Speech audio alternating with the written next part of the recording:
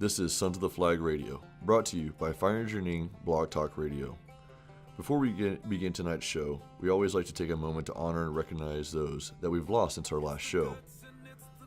Tonight we honor Dwayne Hudson, Michael Watkins, Brad Gregorich, Cody Van Fossen, Barry Bolton Sr., William Frank, Mitchell Lundgaard. May we take a moment of silence for these guys.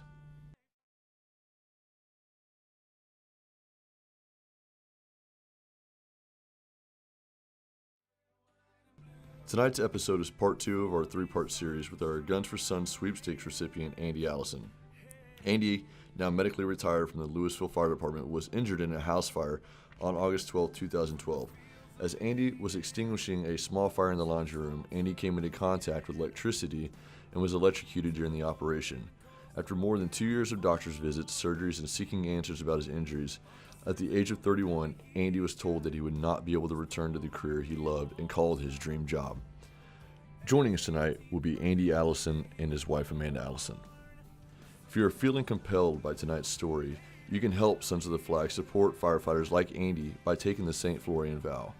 You can text the word JOIN to 682-204-1729 to begin the fundraising process today.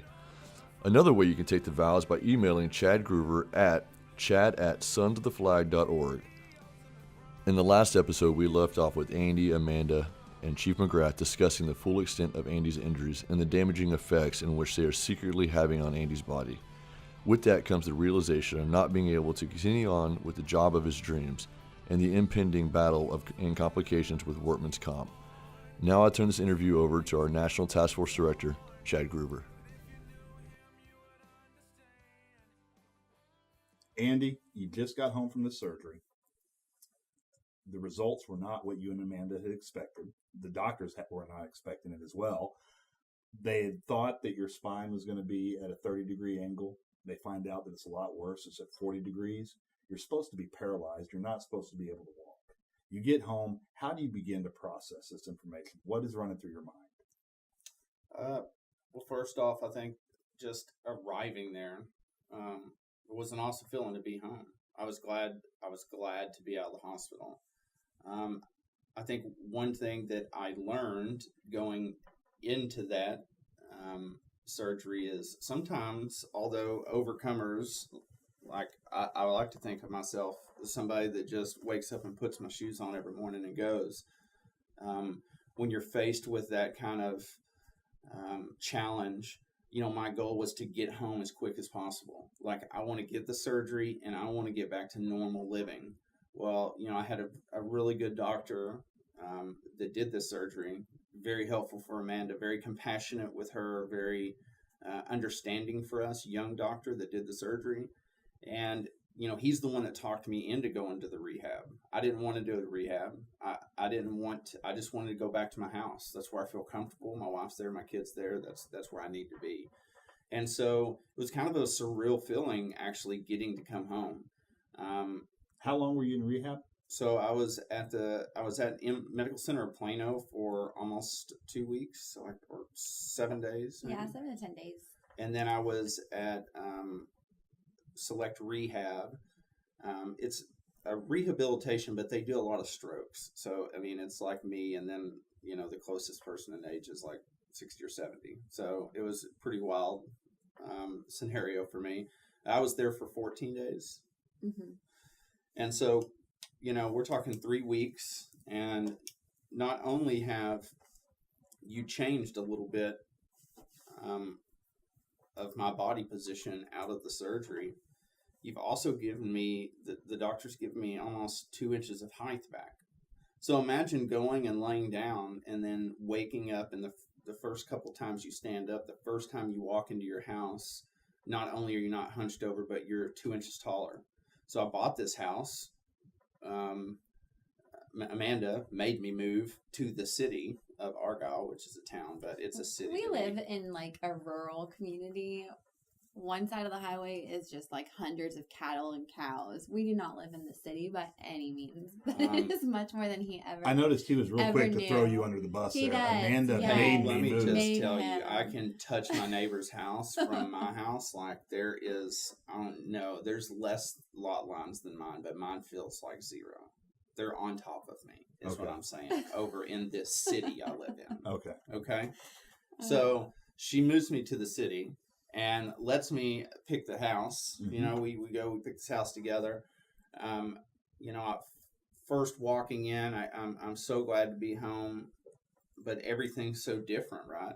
Getting in and out of the car is different. I'm in tremendous pain. I can't move really. So, you know, I'm creeping in I have a walker, you know, I mean, that's just real attractive.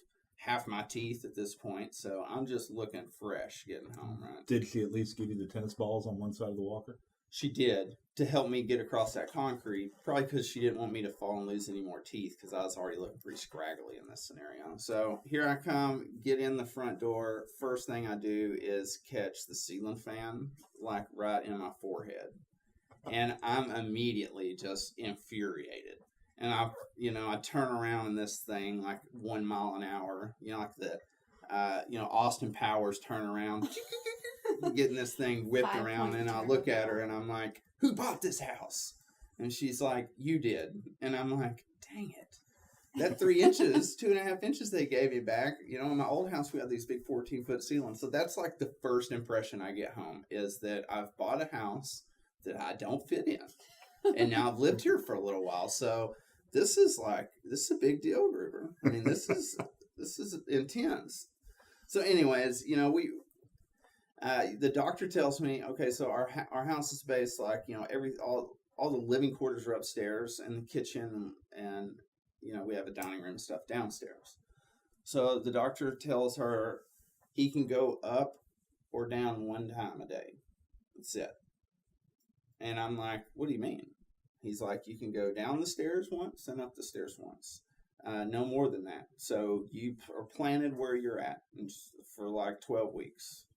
And I'm like, yikes. Well, that's tough, you know. I mean, it's tough on family dynamics because, you know, we have a baby. Mm-hmm. Amanda is trying to figure out, she's finishing her degree. Had you just finished? I just graduated. She just graduated, so she's trying to figure out what she's going to do for a career. But now she's got this husband that can't lift the kid, and he can only go up and down the stairs once. So we're trying to reorganize our house, put refrigerators upstairs and stuff, and make this like livable for me to stay on 1 floor.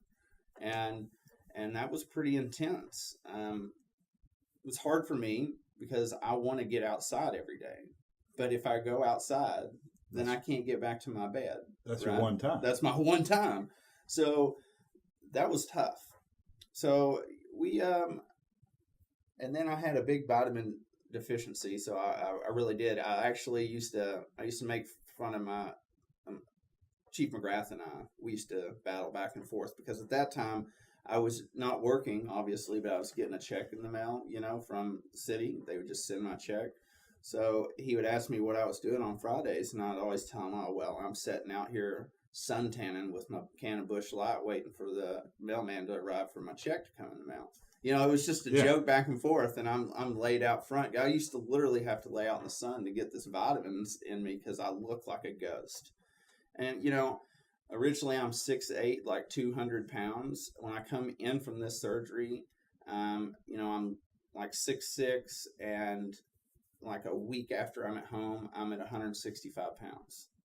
I mean, 165 pounds, you think on, you know, somebody under 6 foot or right around 6 foot, okay, that's normal. But somebody that's 6'8", man, I look like a skeleton. I looked sick. My face was sunk in. My family barely could recognize who I was. So it was very surreal getting back home and getting into what I consider the new life, and at least for the next year. I mean, because that's 18 months of recovery. And as soon as I get settled, Amanda and I have the tough conversation of, okay, you know, you can't go back to work. So now everything in my life is different, and I'm also know that I'm not going back. Like, I had to accept that, and I'm accepting that in the process of trying to learn how to walk and get dressed again. And that was tough on me. And I assume, with any big decision or any major thing that happens in life, you have to go through the stages of grief. You have denial. Mm-hmm. We've probably gotten through that part at this point. Bargaining, I'll do anything. You've already tried to do everything. Tried to do that. And now we're starting to get to, and anger comes on. Yeah. It sounds like we're starting to get to the acceptance point. Yeah, I think so. I mean, I think that there was a certain part of my inner group that knew at the beginning that this was going to be very hard to overcome. Mentally, physically. When you talk about losing your career, everybody seems to hone in on that. Like, okay, well, you lost your passion and you lost your career. Okay, well, there's a lot more to Andy Allison than the fire service. I love it. I grew up in it. I mean, my dad, I would love to go back and ride a fire truck today. But I also was a human being outside of that. I lost all my hobbies. I lost who I was when I met my wife.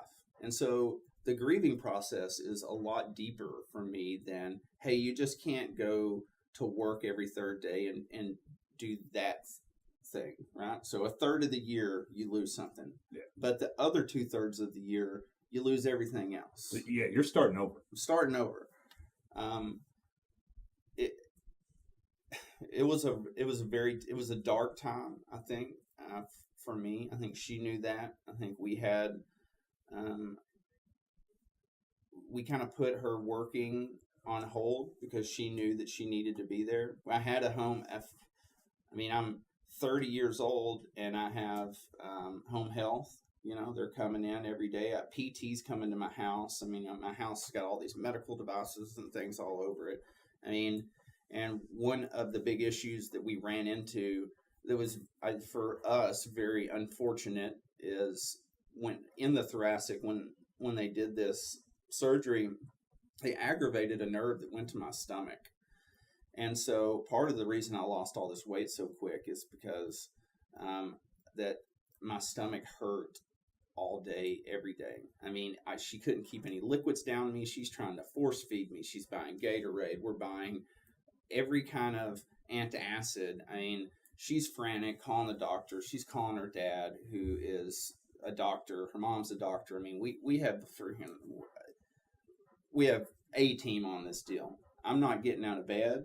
I'm not getting out of the couch. I move one time and that's it. And I can't keep anything down. So literally my life is flashing before my eyes because every time that I'm awake enough, it's because I'm in pain. I take another pain medicine and then I go back out pretty much. And in the meantime, she's trying to take care of our baby and trying to make sure that her undergrad's in nutrition. So she's got all these things spinning. Oh my gosh, my husband has lost 40 pounds. Yes, his back hurts and yes, the surgery's crazy, but we have to get him healthy or he won't survive. And, I'll let her talk a little bit about the other side of that, because honestly, I don't remember a lot of those couple of weeks. Yeah, you're drugged up. I'm drugged up. I'm to be honest with you. Yeah. Amanda?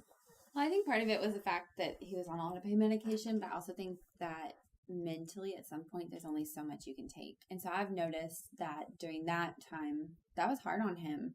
Even his, some of our closest friends, they couldn't see him that way. They'd come over to visit him, and it was scary enough that they were uncomfortable. They didn't like it. They hated it for him. They were heartbroken for him. And what that meant for them is that they didn't want to come around until he was healthier, which we get. But here I am. I have this husband who is hurt, stuck in this room for weeks upon time, and he just wants someone to talk to. Someone to come over, hang out with him, watch football, get his mind off of it. But only a handful of people, and people have full-time jobs. They have families. They have all these other things going on. So I have that going on, trying to figure that out. We had a couple close friends who told us that they loved him. They called him every single day, but they couldn't handle seeing him in person yet right then. And he understood it, and he did really well for that. But that was extremely hard for me to handle, because I could see that what he needed. He's a very, very much a people person. He's used to being at the station with a whole bunch of guys talking about things. He's very social in that aspect. And that was hard. So he not only was losing his job and his hobbies, but then he was kind of shut in this corner for weeks, months as he healed. He got to see his therapist, the PT, and the nurse, who half the time was a different nurse. So every time they came over, we had to go through everything that had been going on. Well, he's lost this much weight. This is what's going on with his stomach. What do we do? Well, I don't know. I wasn't here yesterday. I'll talk to somebody and I'll get back to you tomorrow. Okay. Well, the next day it'd be somebody else. And so we weren't getting answers. It got to the point where his doctors had me tracking how much fluid he was taking in. And if he didn't hit a certain mark, then I had to get him to the hospital. Because it was a rough 2 weeks home, those first couple weeks. It was hard. I think in addition to the physical side of it, because I know we kind of talked about, he had to learn how to walk again, put on his clothes. It was a month before he could get himself out of bed without help.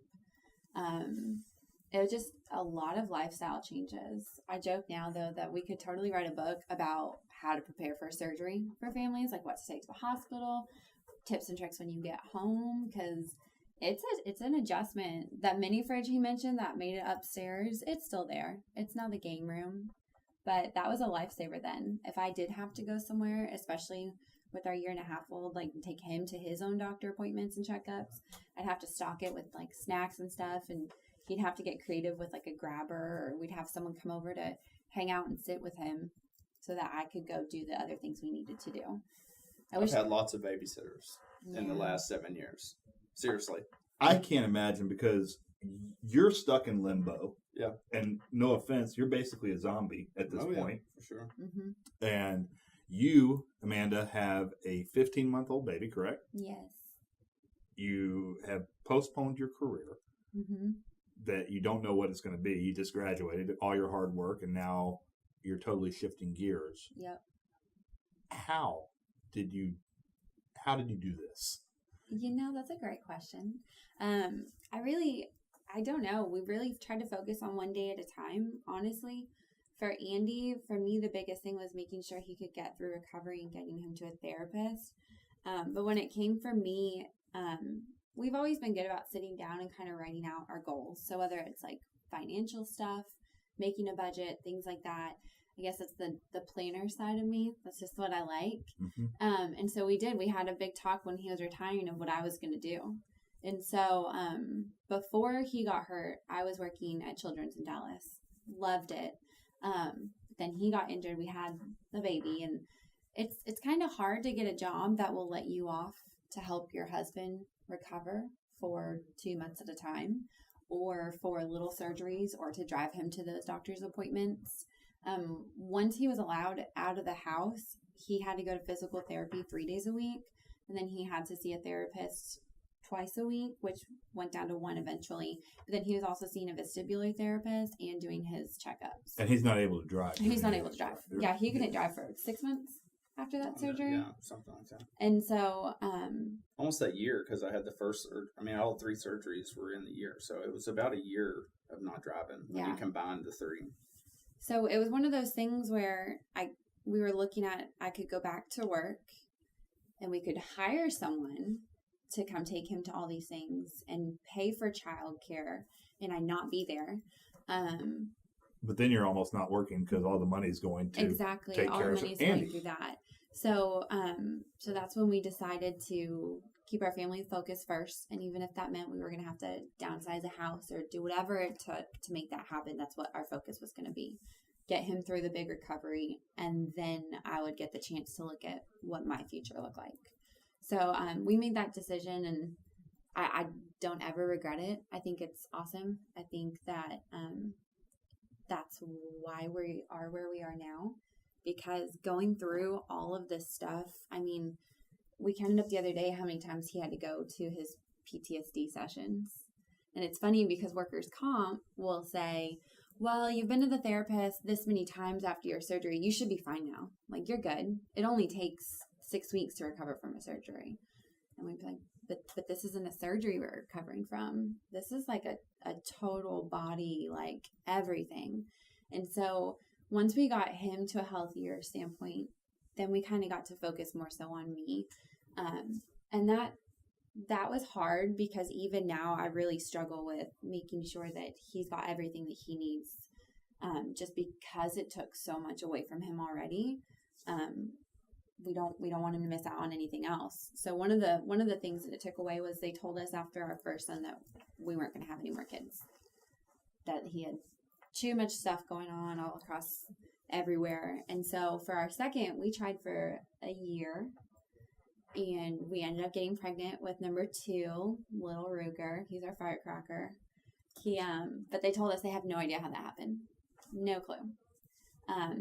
But we did. And it was amazing. And we often tell everyone that our kids are what got us through this, because they gave us something to hope about.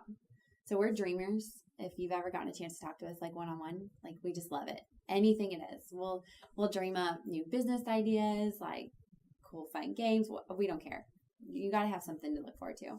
And so our kids kind of gave us that. We got to talk about like what they're going to be like when they grow up and when baby's coming. And it gave us something positive to focus on in between all the surgeries and doctor appointments and Andy trying to figure out it's your new who hope. he is.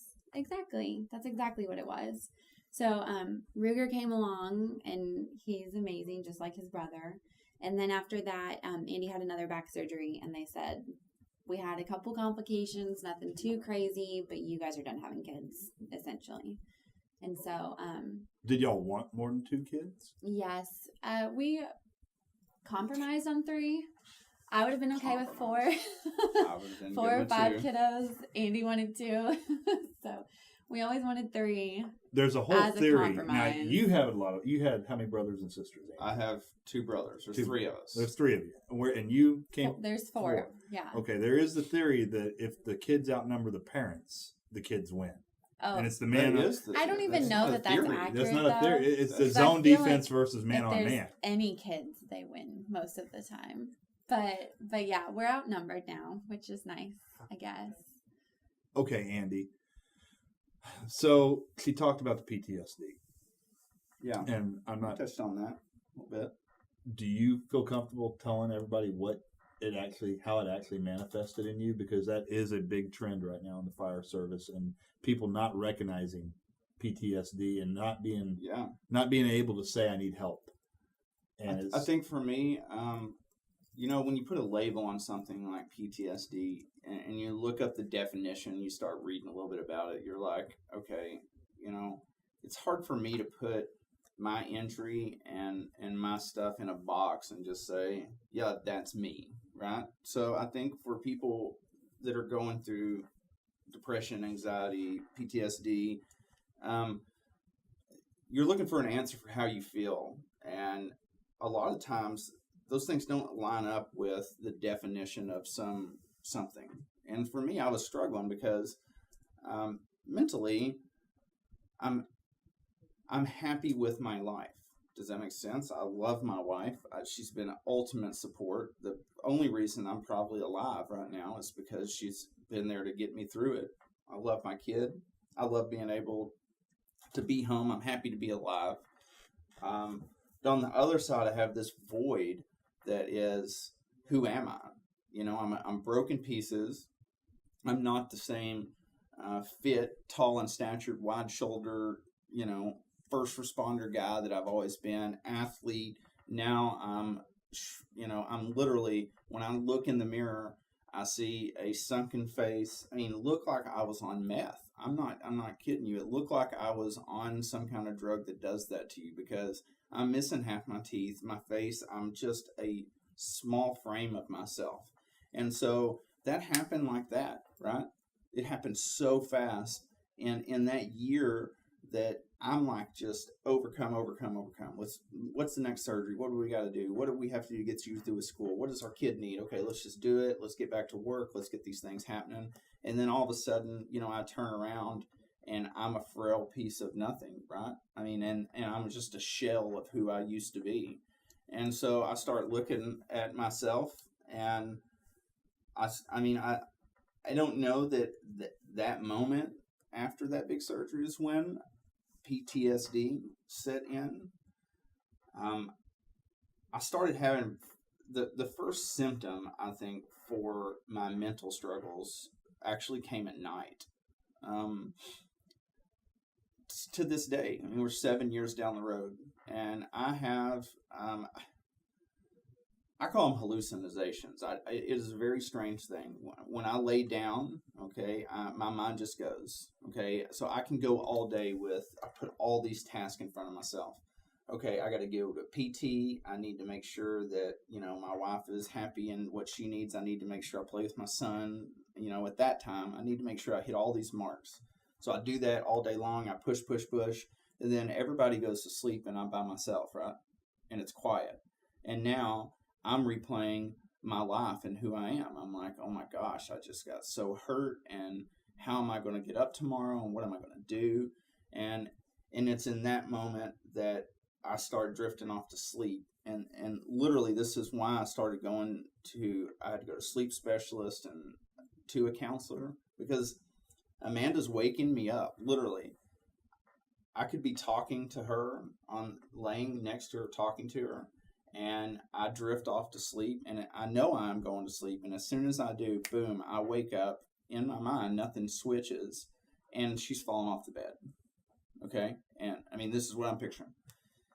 All of a sudden, she wakes me up with me across her after this back surgery. I'm in a contraption. I'm leaned across her trying to grab something off the ground because I think she's fallen off the bed. I mean, this is literally like I'm hallucinating going to sleep.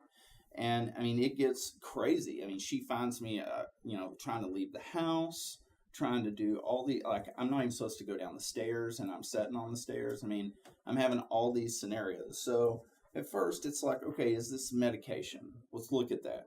So we changed all the medications. I mean, I can tell you, we're 7 years in, and I still am having, what they are telling me is they're like vivid flashbacks of stressful times in my life. Maybe not her falling off the bed, but a lot of times it starts with a flash of the back of an ambulance for me. I mean, I don't even remember walking to that ambulance that day, right? Mm-hmm. I mean, but I know we have the chevrons on it was our ambulance and the one I got in. I mean, I have that flashback as soon as I drift off into sleep. And so, she's like, it's time for you to go talk to somebody. Well, man, that just opened the door to everything. I go sit down with a lady, and I'm like, okay, these are my problems. And she said, okay, whoa, back up. We're a couple years into this injury, and you've had all of these things happening. You're sleeping, going to sleep is not the problem. It's processing all of this stuff. You have put aside all of your feelings, you put on the worker hat as soon as you got in that ambulance on how am I going to beat this, instead of saying, hey, I'm hurt and I need help. And we have to figure out how to get you back to that point to where mentally we can get you healthy. And so it's hard to admit that you're not mentally where you want to be.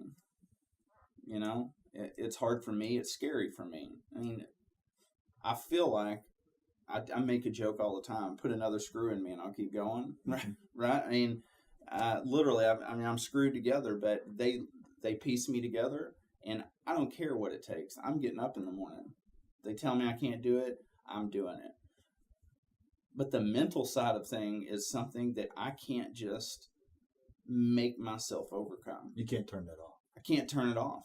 And I can't make myself go to sleep. And I can't make myself quit having thoughts of being super emotional and depressed. And she knows. One day I wake up, I'm a very happy person. But it's like a switch for me. And some days I'm very sad. I'm depressed. I want to sit on the couch all day. And I don't know what does it. I don't know what's causing it. I mean, I'm sure it's a combination of everything. But the fight that goes on mentally for me is I'm sad that my life has changed. but I'm not sad that I'm at home with my family and I love my wife. How do I express to the world that I'm thankful for help and I'm thankful for the position I get to be in and the family that I've received, but also be sad that I'm in this situation. You know what I mean? It's a very, very slippery slope for me. You're torn. I'm torn. It's paradox. It's almost a paradox. I have to tell her on mornings that I'm in a bad, like I wake up and I'm frantic on something, and I tell her, I'm like, I'm not mad at you, okay? Before we start the day, I love you, and I'm not mad at our kids. I am literally, I'm struggling today, and I don't want it to come across that I'm mad at you, and that's hard to hear because I'm snappy or whatever, and it may be because the weather's made my legs hurt worse, or who knows the scenario. But I'm not mentally healthy that day, and I can't imagine being on the other side of that and have her tell me that, and then all day being this weird like paradox of her not being herself but not feeling, like trying to be like, I know you're not mad at me. You're just acting really pissed at me right now. But I know you're not. You know what I mean? Like, how do you figure that out as a family? It is not an easy road. And not to bring up something bad, you're still not able to pick up your child, correct? Right. So your playtime is basically having Amanda put your baby on your lap because you can't hold it. Mm-hmm.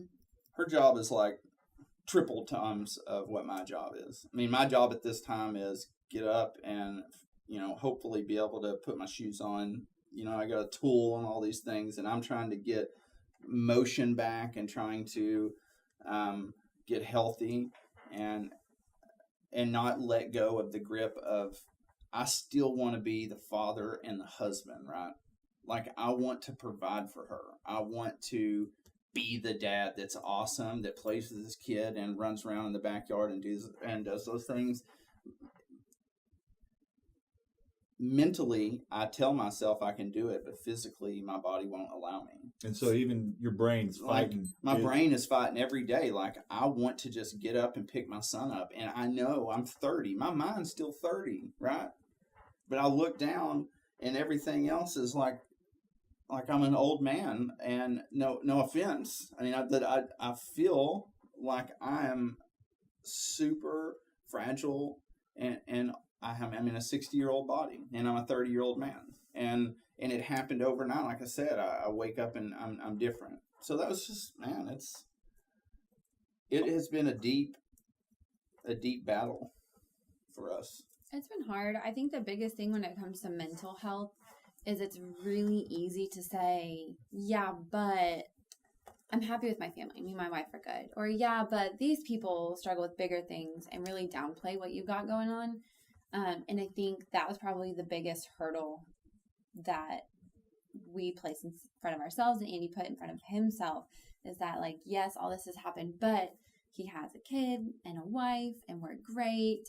So he's okay. He doesn't need to be depressed, or he doesn't need to be struggling with this stuff. But in actuality, like, you are, and it's okay that you are, and you can be happy, but also be working through things. And I think a lot of people don't. It's hard to admit, especially for parents with kids, because you have kids, you're happy, your life is good, but it's okay to have a good life and still need to talk to somebody. I can tell you from my perspective, I watched Andy go from, we talked about it being like extroverted, out there, like everybody's friend. He would drop everything to go help someone.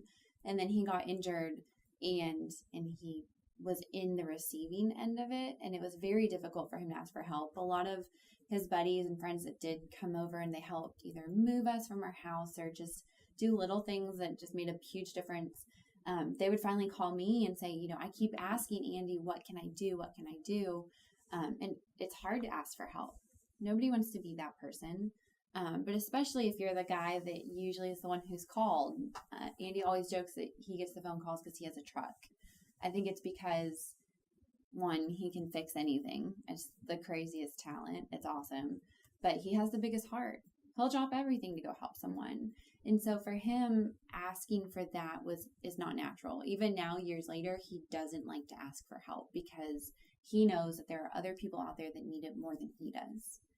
And I love that about him, but I think that with the whole mental health and PTSD thing, that didn't help him any. When he could have said, yeah, actually, I can't change the oil in my truck.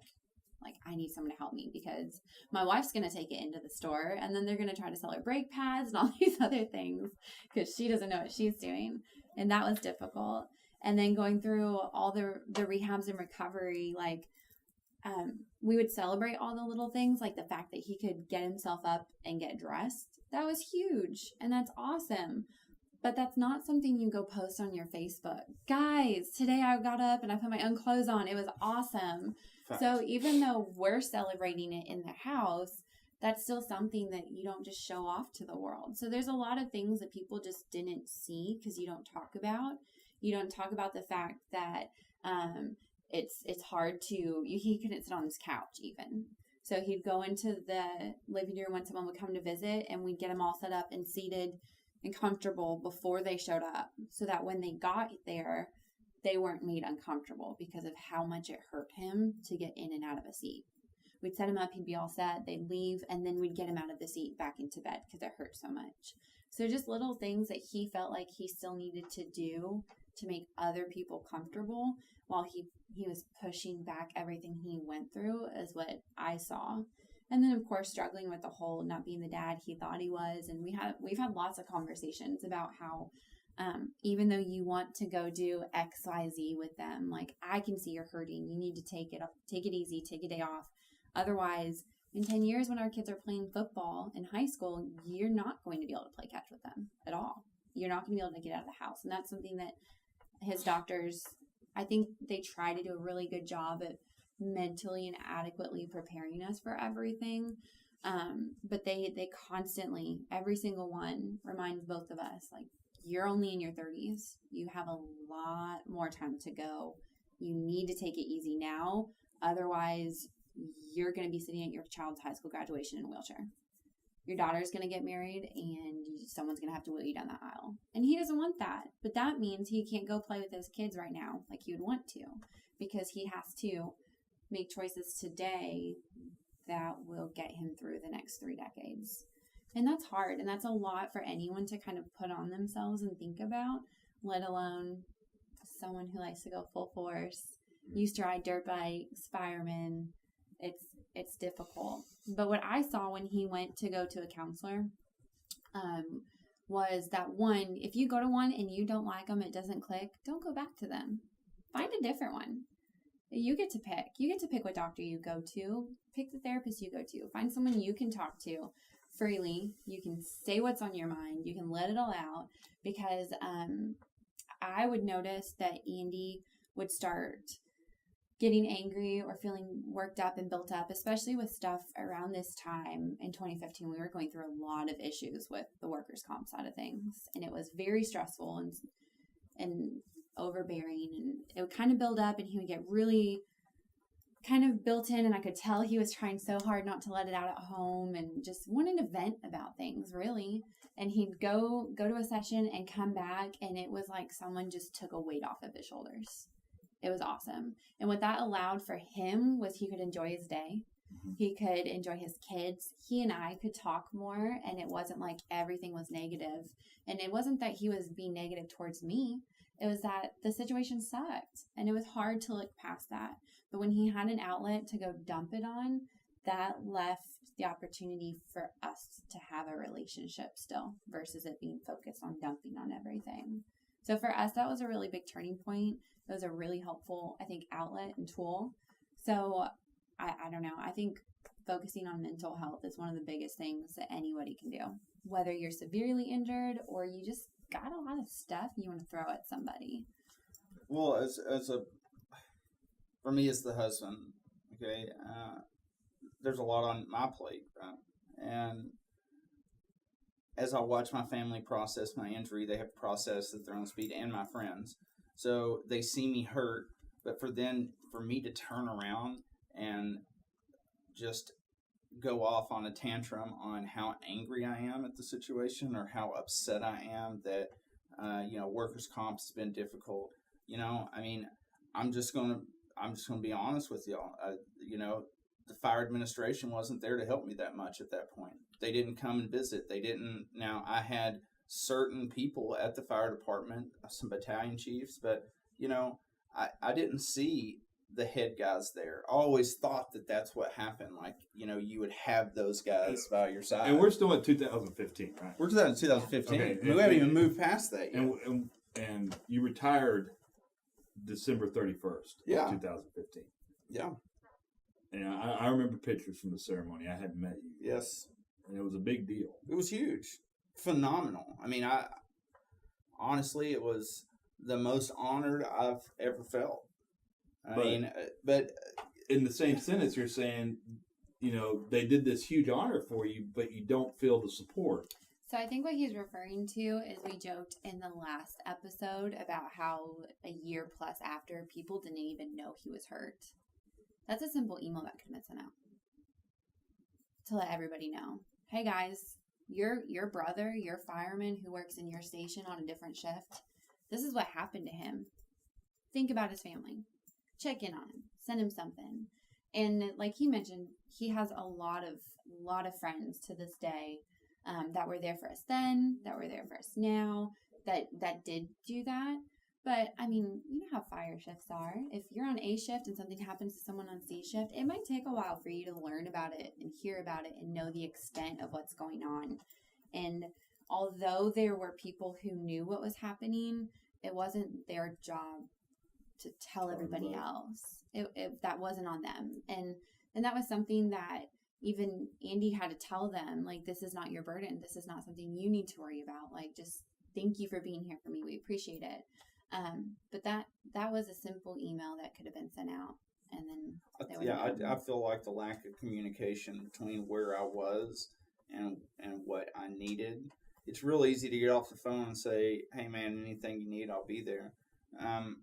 But I don't have the capacity mentally and physically to call all my friends every day. So I feel like the department as a whole did not communicate something that was so dramatic for our city and our fire department. I'm not saying just because I got hurt and me. I'm saying this is the first time anything like this has ever happened. You ask the city now, they've never went through a medical retirement like this. They've never went through workers' comp system like this. They have never seen a catastrophic injury like this. So I'm doing my part, man. Mm-hmm. Right? Yes, sir. I'm going to every doctor's appointment. I'm messaging chiefs. I'm messaging the HR. Every time I leave a doctor's appointment, I'm giving update. I'm trying to keep them in the loop as much as possible. And I'm still having guys show up and ask me to shift swap for them. And so, I'm the feeling of that. Before we return back to the interview, if you're feeling compelled to help individuals and heroes like Andy Allison, you can join us at Sons of the Flag in the campaign to help fund every firefighter in the United States that suffers a burn injury by taking the St. Florian vow.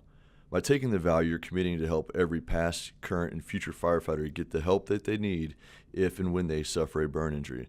By sharing a link out on social media and asking your friends and family to do the same. To do so, text the word JOIN, JOIN, to the number 682-204-1729. Click on the link that is sent to you. Then click on Create Florian Vow.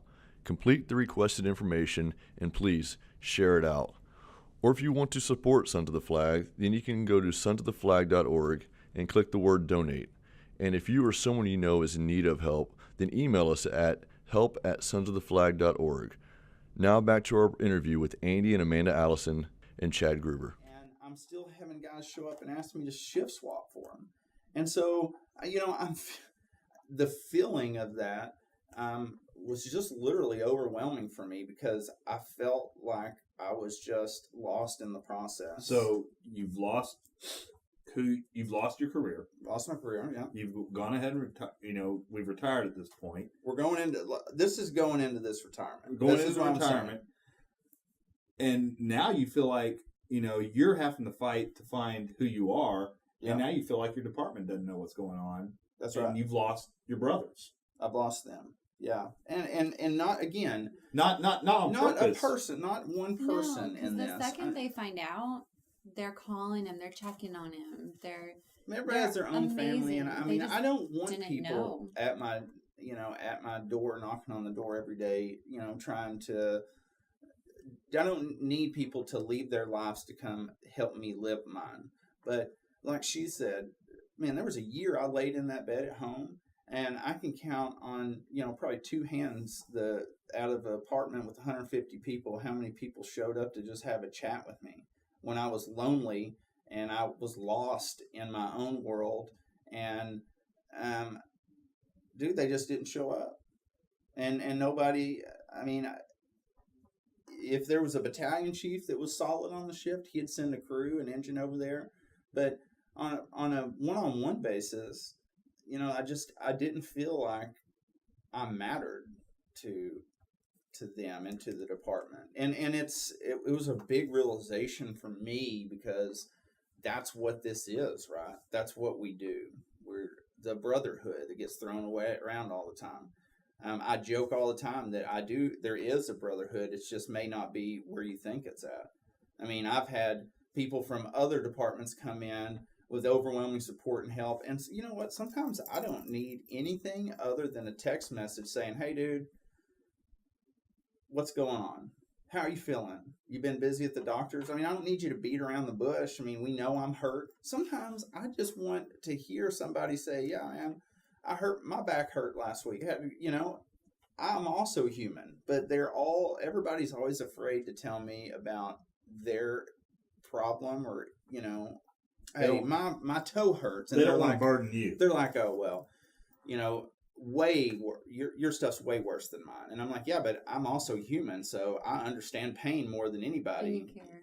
You stumped your toe and it hurts. Yeah, that does suck. You don't not everything has to be compared to the severity of my injury, right? I just want to be a normal person that has normal conversations with my friends and my family, so I can figure out who I am and who I'm going to be, right? And that's all leading into this moment that is like, most people work their whole career for that retirement, right? They're waiting for that day. My dad's retirement, amazing. We put on the Class A's, we bring in the engines, right? You just told me you're close to 20 years. And what are you working for? To retire one day, right? You love the job, but after you hit the 20 mark, your focus is more on your family and on these other things, and you start looking at the fact of, hey, man, I've done this, I've done well at it, but I kind of want to have my own. Every third day, I want to have that back, right? So a big moment in a fire career is the day that you retire. Well, dude, mine's in 10 years. Mine comes out of nowhere, not on my choice. And I'll say that group of people that I've talked about throughout this whole scenario, they put on one heck of a show, man. They brought everybody in. I got buddies that were new to the department that actually weren't even there, hired when I got hurt, that have been some of the biggest supporters. They just got into the career to do this, loved the job. Right after they got hired, they found out about my scenario. One of them in particular, he's still fighting to get me things. This wristband I'm wearing, he got it for me last week. He's out selling these things, trying to raise money to help me and Amanda with our battles with workers' comp. Just a genuine guy. You can plug his name. It's Marcus Steele. He'll listen to it, I promise. That dude, there, the Nick Pardas of the world, and, all the chiefs that have stepped up and helped. I've met some of the best people in this industry, but I've also lost some of the people that I thought were the best the day that I got hurt, right? And so that's been tough. And that all goes into mental health, right? And the last thing I want to do is have my family processing all this and then me complaining to them about something else. So I'm complaining to them that I hurt and I can't get out of bed, and hey, can you get me a drink, and hey, can you get me the medicine? Oh, also, by the way, I hate my life, at this moment. Like, that's the last thing you want to give them. And I think for me and for this PTSD push, like she said, I would go in for 1 hour and come out a changed person. And you know what? Half the time we didn't even talk about what I think was mental health. I went in there and complained about everything for an hour. Dropped a bunch of F-bombs, played in their little sand thing over here, ate some, she always had some, some snacks, had a snack, had a Coke. I mean, it was like 1 hour of the freaking straight bliss, dude. And nobody cried, right? When I would put that stuff on my family, man, they start crying. They're like, what's going on? He hates himself. He wants to die. I'm like, no, I'm just really pissed right now. So I go in there. I let it hang out. I come out, dude, I'm hopped up on sugar. I just played in a sandbox like I was a kid. Dude, this is like ultimate.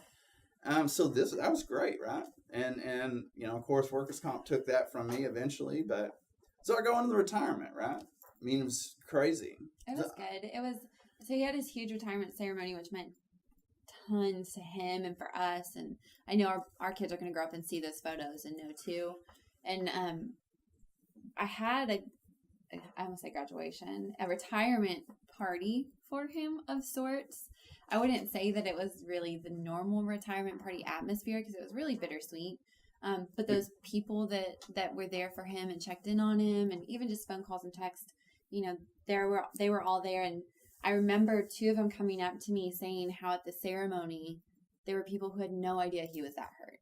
And I think that's part of it, is that he wants to share his story so that people can show, like, it's hard in our day and age. People just get on Facebook and they don't make that personal connection. It's just not there the same way. But when they know, then they know, like, shoot him a text message. He gets random texts from buddies he hasn't heard from in a year. And it's awesome. And it means so much to him. And it is bittersweet with the retirement because right, there's no crossing now. It's over. It's over. Whether I like it or not, whether I think I can overcome something, whether I think it doesn't matter what I think anymore. Right? Until that day happened, there was always a chance. There was always the hope in me. And I kept thinking coming up to that December deal, I don't care what these people say. I'm going to find a way. I'm going back to work, right? Yeah. Until the day that the last homes went off standing out in front of Central, I have to watch, my dad try to get up there and talk, and Chief McGrath and all these people that have been watching this process and, and tears in their eyes. And, dude, it's like a day of mourning. Is what it was. It wasn't a normal happy retirement. It's not like a celebration of, hey, you did it. It was like, hey, we're glad you're here. We're glad you're alive. We're glad you're alive, but you won't be coming here anymore scenario, right? It was literally, I felt extremely honored from my whole department. I had so many, I had so much support. The production was amazing. But literally, it was the last day of something that I planned on doing for most of my life. So that it was tough. It was a tough day. Not my toughest day in all of this, I don't think. I've had some really tough decisions to make. But I think it was well thought out, well done, the best one I'd ever seen. I'm glad I was there to see my own. I'm thankful for that. It was a celebration like a line of duty death, though. That's what I felt like. That's how big the production was. Yeah. You know what I mean? See, we're glad you're here, and then this is it. I won a ton of awards. They flew flags at the Capitol for me. I got Proclamation 8 put in the Senate. I had so many things done for us by our friends, that the effort that was there and everybody's heart was in the right spot. I wasn't ready to do that. And did that, Amanda, you know him better, did that throw you down a darker hole, or did that make things worse? Honestly, I think the darker hole came before that. Because once we knew it was coming. And then once that day happened, it was almost like he could breathe because he didn't have a decision to make. It wasn't his decision. He had no choice. He had done absolutely everything he could do up to that point. He had fought workers' comp to get his surgeries, to get back, to be healed. He had worked with HR to figure out what's the best chance of me doing this, that, and the other. He had checked every box that he personally could have. He did everything he could to try to get back. And he just physically, he couldn't. And so I think after that day, it was bittersweet, but he could breathe knowing like, okay, I can focus on me. I can focus on being healthy for my family and my future instead of having this countdown timeline of, I got to try to get better by this date. Otherwise, I'm done. Because unfortunately, that's how a lot of workers' comp in cities are. You only have this much time or else they're done. They're done trying. They're done holding your job for you and they're on to the next thing. So that was, I think, a very big stressful thing for him. So it let us in 2015 just kind of breathe and focus on getting him better and getting in a better spot as a family and as a couple and trying to figure out what our future was going to be like for us. And almost comical. I mean, it's not because it was medical, but almost comical. Like, so I retired on the 31st of December. That was my official retire. But the retirement reception and party wasn't until the 23rd, so the day after my birthday in January. And then 5 days later, I'm going to a hospital or going to the doctor. We bought this little Jetta so I could get back and forth. I mean, I'm driving to Dallas every day. I mean, so we had to get this little commuter, and it's a little standard car, and I'm driving it. Halfway down to the doctor, I go to shift gears, and my right arm quits working. I mean, this is 5 days after the retirement reception. I call her. We had this awesome. So one of the guys, Billy McCorder, that works at the fire department, his wife works for Mattress Firm, right? And so they're trying to figure out how to help us. I mean, that's what I'm saying. Like, all these people, Billy didn't even hire in with me. I mean, these guys are just stepping up in just the craziest ways. Big heart. So they bring this huge deal, and they bring us this adjustable bed. They did the whole works, man. We got to go to Mattress Firm, lay on these things, checked. They had it closed down for us, man. This is the bed you need for your back. This thing was, I mean, you're talking about a Cadillac. I wouldn't pay this much for a car, the kind of things. I mean, these guys got white gloves on coming in there. I'm like, hey, if you ever been in my house, that white glove, it's not going to last long. I got kids running around in our here. house is clean. Don't let him say otherwise. I had 2 kids at this moment, right? There's Cheerios everywhere. Yeah. You know what I mean? So they come in. Like, I'll call her. I'm on the way back from the doctor. And I'm like, hey, I can't move my arm. And she's like, what do you mean? And I'm like, I can't move my arm. It's not working. And it's killing me. And she's like, well, can you drive? I'm like, yeah, well, I'm shifting with the other hand. So I'm coming home. And she goes, well, Mattress Firm, like, they're bringing in their president and all these, like, regional directors. They had the managers and regional supervisors of this whole area come in, and they Austin brought this bed in and did it. It was incredible. They brought their management team to put the bed together in there, right? Phenomenal. I mean, donated the whole thing, put me in their magazine. So here I come ripping up, driving. I got my arm like tucked under this one, right? So it is held up. I can't move it. So I tuck it in, and I'm out there shaking hands. And in the meantime, dude, I'm sweating. I'm hurting so bad. Like, my arm is in killer pain. So we do all the pictures. We hug everybody, meet everybody. They put the bed together. We do all this media show. And literally, they drive off, and I tell her, take me to the hospital. And I'm not kidding you. He's never, I'm never that way, first off. I hate the hospital. There have been times where I've begged him to take him to the hospital, and he was like, no, I'll be fine. It's fine. I'll call my doctor tomorrow. It was rough. So I get to the hospital, and they're like, oh, man, your neck is exploded. You need surgery tomorrow. And I'm like, seriously? What number of surgery is this going to be?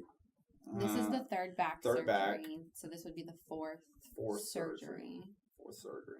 And so, yeah, I mean, like, right after the retirement, I'm just got over this crazy. We're looking at 18 months for that one done in August, and now we're in February. And, like, that's what I'm saying, a year to the date, February 17th in 15, I'm having the neck surgery, artificial disc. He was the morning he had to go to the emergency room for his neck because his arm stopped working was the day we were supposed to have his retirement party with all of our family and friends, and we had to cancel it and postpone it for 2 weeks, or I think we ended up doing it a month later. We did, and we just had it at Dave and Buster's, but they were so nice because they knew Andy's story that they pushed it back and everything. But I had to call everybody and tell them like, can't come to the party. We're going to the hospital. But thank you.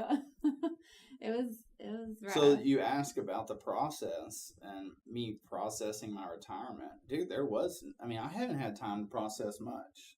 I mean, I go through. I didn't realize that right after you retired, you went back into. I mean, I've averaged, on average in 7 years, 2 major surgeries a year.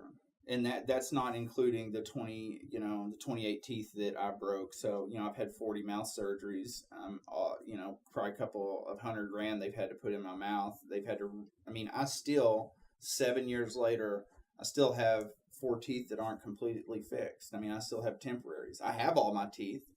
Last January, I joked that was 2018, that I ate my first piece of corn on the cob in 6 years. And people are like, yeah. And I'm like, yeah, have you ever gone 6 years without corn on the cob? It stinks, because just the ability to do that. We're celebrating that kind of, those are the accomplishments now that we celebrate for me. So with the neck surgery, I'm assuming it did a whole cycle of repeat. There was another, 4 weeks, 6 weeks of rehab, pain pills. Still rehabbing from the other one, right? Still rehabbing from the first. Now I'm doubling down. Doubling down.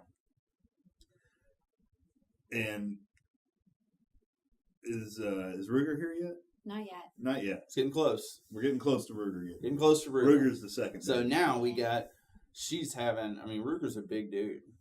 He's a massive kid. He's going to be a linebacker, that's for sure. But so, at 15 weeks pregnant with him, I had to start wearing this belt for my hips because they were separating. So I wasn't able to walk without a belt. But he was in a wheelchair from his surgery, so I couldn't not walk or be on bed rest. And they're like, who's supposed to pick Skylar up, right?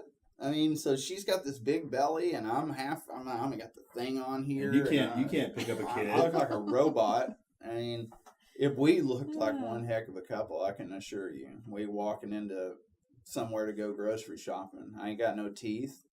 She got this big old belly. It looks like I've just been all over this meth scenario. And no one was taking pictures of us for any magazine. That's right. We weren't the poster child for anything other than don't do this. Y'all weren't sending out family Christmas cards every year. So bad. Yeah, if we did, it was awkward. One of those closed mouth smiles from me. He jokes about it, but there was probably a good 2 years where he would not smile in front of anybody. And that was hard, man. It's hard missing all your teeth. Once again, this is even though you're not admitting it, this is beating you down mentally. Well, yeah, it is. It's hard on me. And then, we haven't been married that long, right? We were supposed to be in the honeymoon phase. And, it's just, life did not turn out the way we planned it, right? And y'all are planners. And I'm a planner. He's not a planner. He hates lists and planning, schedules. Yeah. Not about it. I'm sorry. But that's me. That's okay. She is that's super. Fine. We planner. balance each other. Yeah, it was. And then we, that year. We're dealing with all kinds of other things. Just the transition of. It's hard for me to tell you exactly what that day of retirement did because I already hadn't worked in 2 years, right? I've been getting surgeries, so it's not like I'd been at the fire department. So I had a long position to realize, hey, well, it's not like that day, hey, you're riding the fire truck one day and you're never riding it again after that day. I already kind of had transitioned into more of a civilian life of being home every night. So a lot of those things were already worked out. It was just mentally me accepting that I wasn't going back. You know what I mean? What happened with Lewisville? Were you were medically retired? So yes. Do you still get a partial salary from them? Man, it's I could go on 10 podcasts about how all this works. The simplest way I can give you an answer is yes, there is long-term disability. Most of the time, it's not tailored around first responders, right? So one of the issues that you run into is, like, for me, it's 60% of my salary. Okay, well, that 60% is not based on when I retired; it's based on when I got injured. Okay. So you go back to 2012 after I'd already got step raises and all the stuff you get, right? And it's based off a base salary, not paramedic and all these other things. So it's really like the lowest position you're getting paid, entry position, and then it's taxed. Okay, so it's nothing. I mean, it is a portion, okay, but then you think long-term disability, right? I'm getting that forever. Like, I'm going to get that until I die. So that's what all people think. But here's the stipulation that trips a lot of people up. Most cities pay into Social Security, right? But a lot of fire departments don't. No. Right? They don't pay into it. Well, most long-term disabilities are set up to give you disability until you reach the age of 65, and then you can go on Social Security. But the city of Lewisville doesn't pay into Social Security. They pay TMRS. They pay into TMRS. And you didn't pay into TMRS long enough to have anything there, correct? No. Right? I was vested, but I had no money in it. So when you, like, I don't want to go down a rabbit hole here because there's just a lot of different things you can explain. But basically, if you didn't work, if you don't have enough quarters in some kind of part-time job where you get Social Security, then at 65 you get only what your TMRS was at the year. So I get $400 a month from TMRS, right? And at 65, I will not get anything else. Okay, so is it long-term disability? Is it a benefit? I mean, people are always like, well, yeah, you got a long-term disability. I'm like, yeah, it's not that very long-term. You know, I'm 36, and I plan on living past 65. So now I have to, what am I, at 65, I'm be so crippled. So now what am I going to do, right? I mean, those are the things that I'm trying to educate people on is, hey, we need to take a look at what we're offering and what you're getting that day you sign up to be a first responder, right? Because they don't like separating civilians and first responders when it comes to different kind of insurances, because as a civilian working for the city, then you think you're getting unfairly treated because these guys get all the gold stuff and they get the better. Okay, so cities don't like to do that because they don't want to discriminate against a classification of a job. Understandable, except for my job, there's a good chance you could die. You know, I mean, so there is a separation in that category, and I don't think at this point we've done a good enough job of explaining to people why first responders need that kind of help. Because I think civilians, the assumption is they won't understand, but I think civilians think we are getting treated that way. The community that's paying into those taxes to help first responders and to give them those fire trucks and to bond elections, they think that when you get hurt, you're taken care of. But that's not the case right now. So, I mean, it has been a tremendous battle for us, and it's still not over. I mean, I'm right in the middle of fighting for benefits. And that's hard on top of the injury. Is now I want to feel like when we got married, I wanted to feel like I'm sure everybody does. I'm going to provide for you. You can be a stay-at-home mom. We'll reach this point. We want kids. We want that. I want you to live your life how you want to live it. And I'm going to be the husband that provides whatever for you. And now I've stared down the road for 7 years of being the husband that can't provide anything because I can't hardly provide for myself. So there's a lot of things that work against me mentally. But, you know, we've done a good job of, I try to be vocal with her on how I feel with that. And she's awesome. I mean, people don't understand how we've lived on such little money for the last couple of years. And, you know, we value our time together and our kids. And, you know, we don't put a whole lot of thought into possessions other than we buy what we have to buy to get by. And Eventually, hopefully, we'll be in a situation where we won't have to be. But right now, we just need to hunker down and do what we have to do, right? So it's crazy. Amanda? Yes. He's talking about us hunkering down, doing what we got to do, and financially, yes, that's kind of how we've approached it. But I think that's also how we've approached our day-to-day life. So a lot of people always ask us, like, how do y'all get through this? How do you get through everything he has gone through and experienced and carried? And how do we raise our kids through it? And that's just what we do. We hunker down, and sometimes it's not the best answer to just do it and push through it and slap a smile on your face.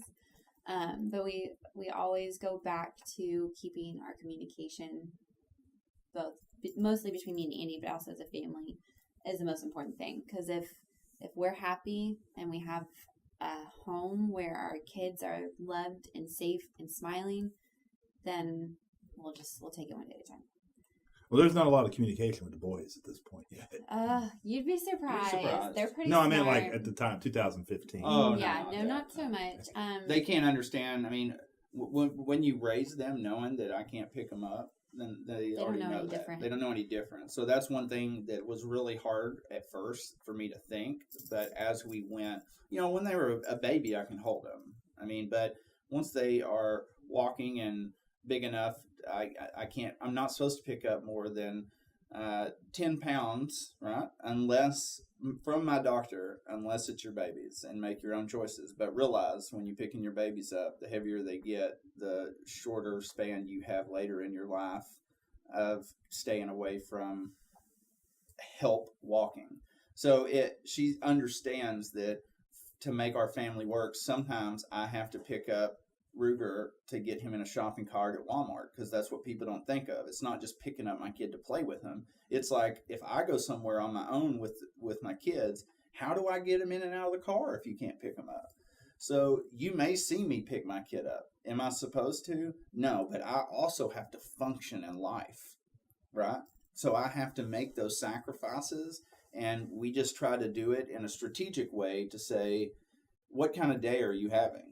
Are you feeling good? Are you feeling okay? And I'm like, yeah, I feel good enough to, okay, I'll take the kids and do this, and you do whatever. And some days I just tell her, I'm like, hey, I can't do it today.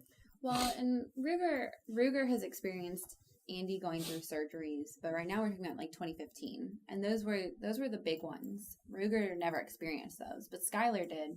And after Andy's big one in 2014, even when Andy was home, like, Skylar did not want to go to him. He wanted to see him. He wanted to go sit there next to him. He kept a big distance But from he me. did not want to go near Daddy, because Daddy was in a bed hooked up to all this stuff, and he looked hurt. And then he looked sick. And even after the 2015, when he got hit, in his neck, that done, Skylar would go up there and sit with him and watch TV with him and not move. And I don't know any 2-year-old that'll just sit there. And because he wanted to be with his dad, he wanted to spend time with him, but he knew, I can't move, I can't rough play with him, I can't and that's kind of hard, because Andy wants him to experience that. Everyone wants their kid to do that, and so it's been difficult, but that's all they know, and they've been so good about it. They do ask Andy when his scratches are going to heal up, though. Yeah. They don't understand the concept of scars yet. Yeah. So they'll be like, "Oh, Dad, your scratch is bothering you. Is it hurting?" Yeah, now they're...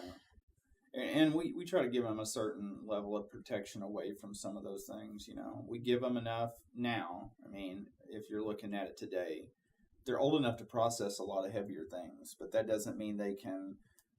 they know what it means, but when they see it with me, it's really hard. So when I had surgery the last couple of times, I don't like them to come to the hospital. I have a hard time with letting my kids see me down, because I want them to be overcomers.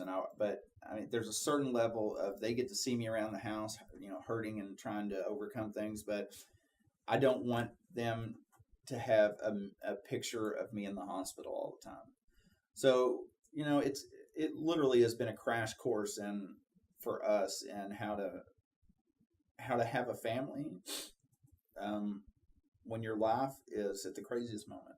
Well, I mean, that's what we're doing. And thank goodness for family, because summer 2015, I was big as a whale pregnant with Ruger. And we thought it would be a perfect idea to go visit Andy's parents in Florida for a mini vacation, get our mind off of everything. Of course, you know. why not? Cool. So we go and we decide to go spend a day at Disney. So Andy's in a wheelchair. We're with his parents. Yeah, this is I'm genius. mega prego.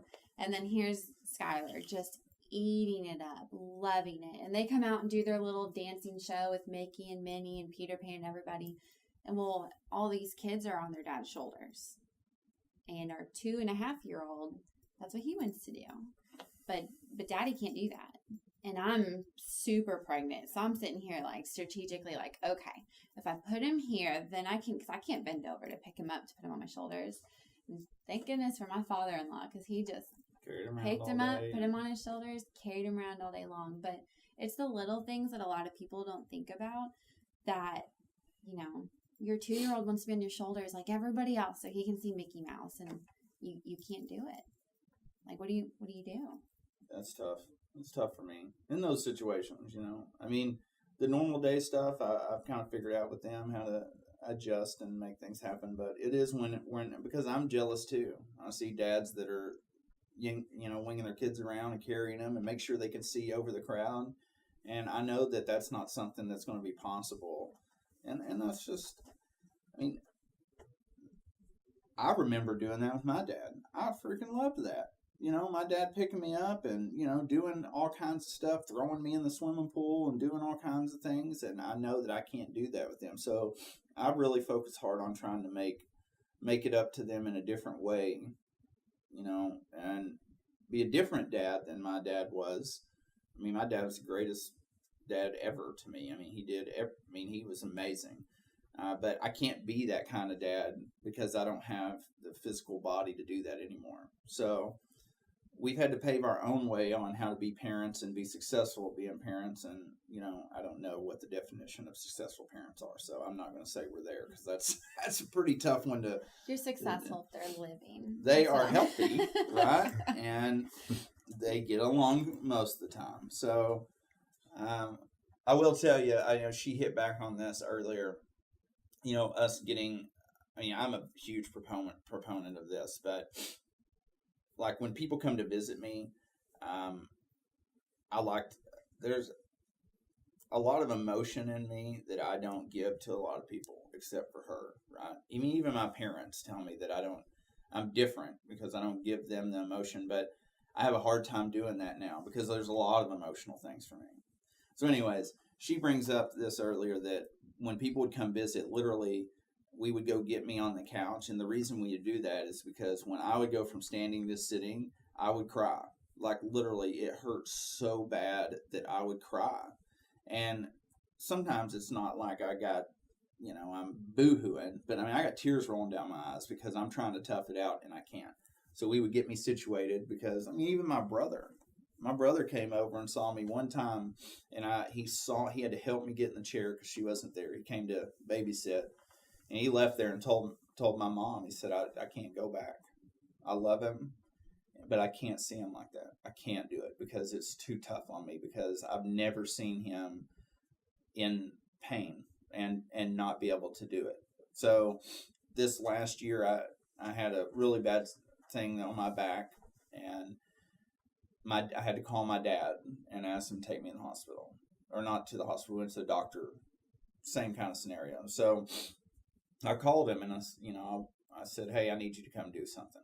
And I try not to ask many people outside of me and her because I don't like people seeing me that way.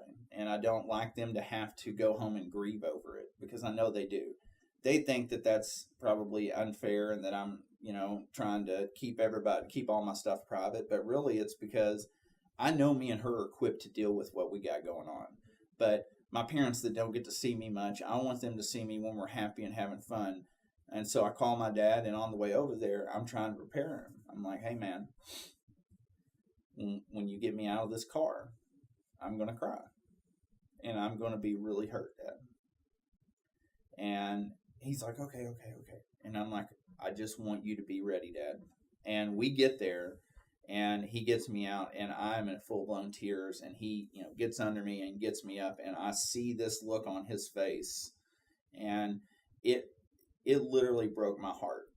And I, talked to whatever, and he tells somebody, I don't remember who it was, that was almost one of the hardest moments of his life, is watch his son try to get out of that car.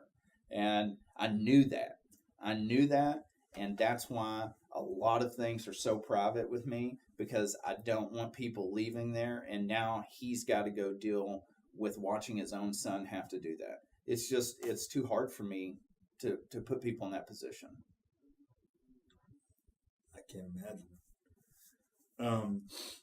So one of the great things that I know you're very private, and one of the things that you got to teach at FDIC. Yeah. In 2016. Or it was 2016 was you're preparing for it, overcoming this. Did you use that to, it was, unfortunately, I didn't get to go to the class, but tell us about that experience.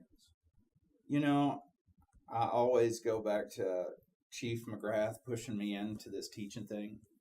It's been an awesome experience. Literally, it does help me.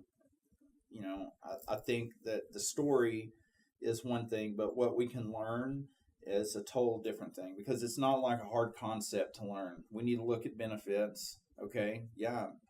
No doubt. We also need to look at different dangers than getting hit on the highway and falling through roofs. The fire service and police service do not pay enough attention to electricity. I'm sorry, but our whole world is ran by electricity right now. We have high rises that have battery stations in them.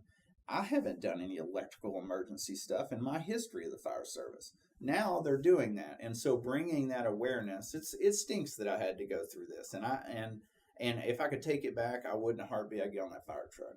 But I have had an awesome opportunity to get to go out there and influence people, and hopefully keep somebody in their department from being an Andy Allison, right? So going to FDIC was a crazy process. So hard to get in. You got like 3,000 applicants for, a couple hundred classes.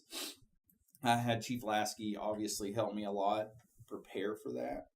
And, video submissions, all these things. I've never been a teacher. And they're so structured on getting into that thing.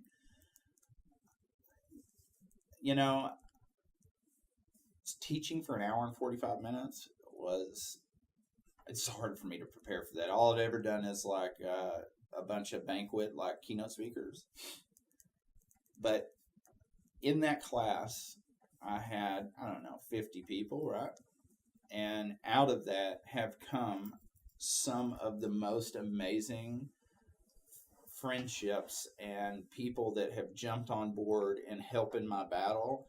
Not physical battle, but battle against what we're up against with workers' comp and the vision on first responders and teaching first responders about not really being invincible like they think they are. I out of that came amazing relationships. One with Sons of the Flag. I met y'all there.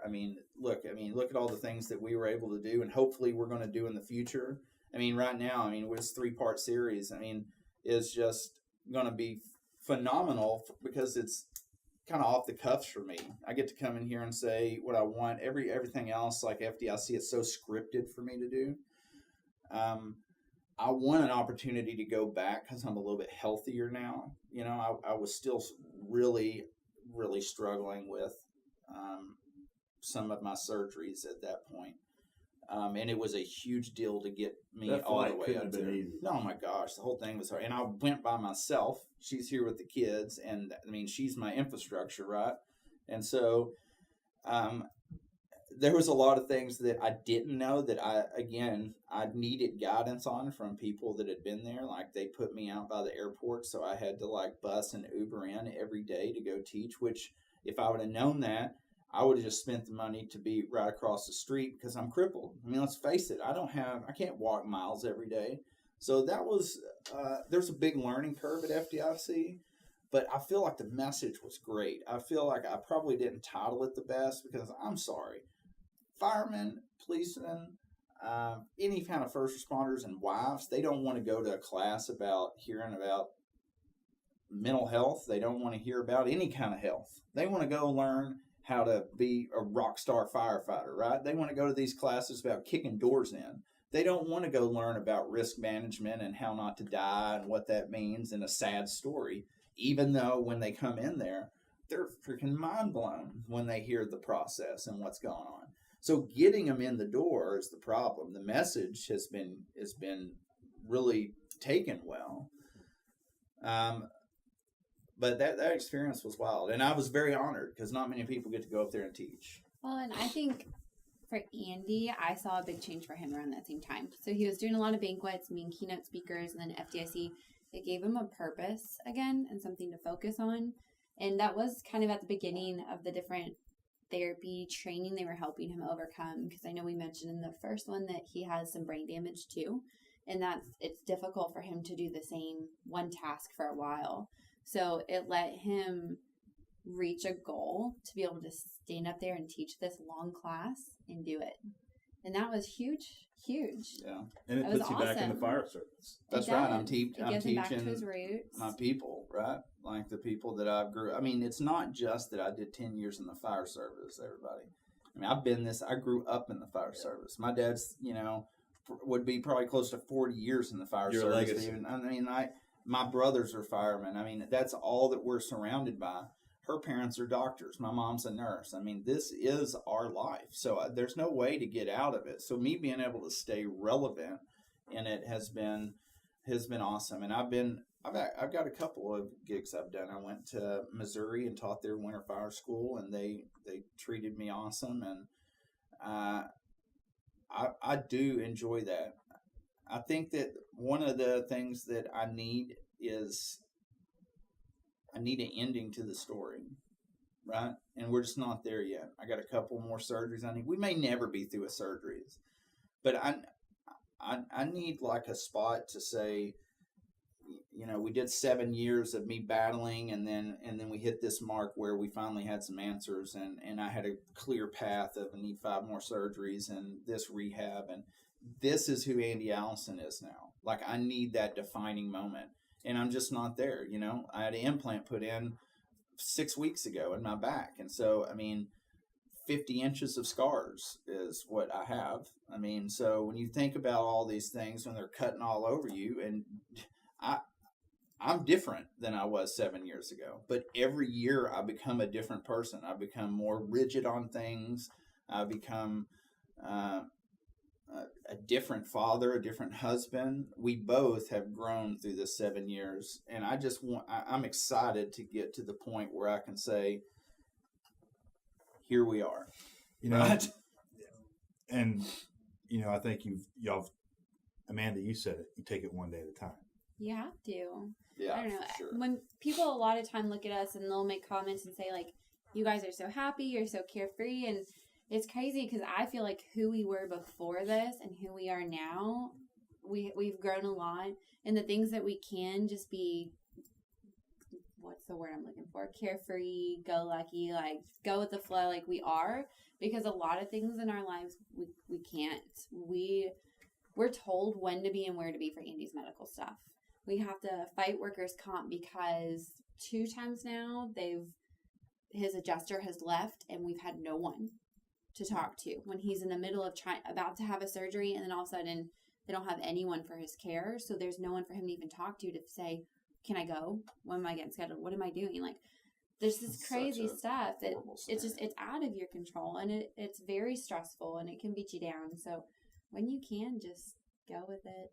You have to. You got to. We joke all the time. I have no control over my life out the threshold of my front door. More now. It is getting better. But when I worked for Lewisville, I'm literally working for the fire department that I don't go to work to. Right? Mm-hmm. I'm still their employee. So I'm still having to do the check-ins. I'm still having to message them. I'm still living under their rules. Right? and they expect me to do these things. I mean, we have something coming up on the 27th. I had to sign and initial this piece of paper, and it said, you will be here on the 27th. There is no question.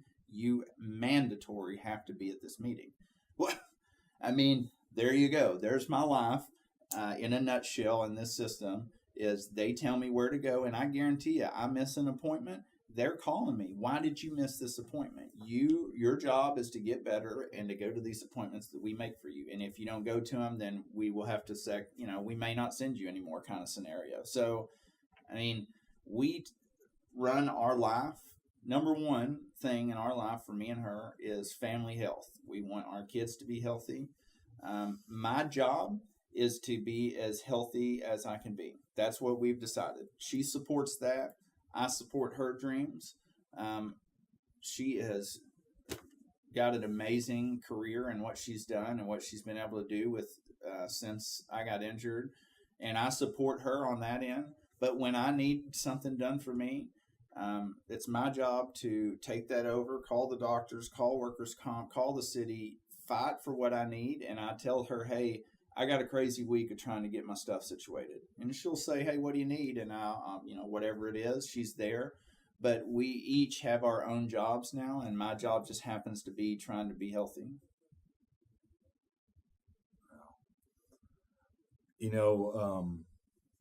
One of the things, and I've told you since then, but I remember, being a Dallas firefighter in the Metroplex, I'd always heard the Andy Allison story.